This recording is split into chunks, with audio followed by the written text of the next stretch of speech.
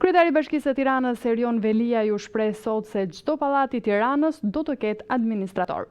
Sipas tij, në 5000 pallate që shtrihen në kufit administrativ të Bashkisë së Tiranës do të ketë po aq administrator të cilët do të përgjigjen problemeve të pallatit dhe komunitetit.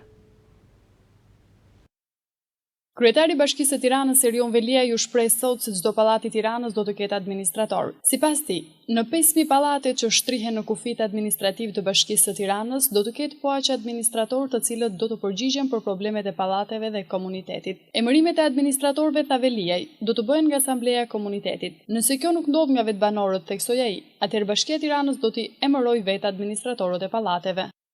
Ne do të fillojmë një proces duke filluar nga kjo vjesht, ku në çdo pallat Bashkia do bëjë njoftimin, të gjithë banorët e atij pallati janë automatikisht anëtar të asamblesë, kush paraqitet, se demokracia është sport me pjesëmarrje.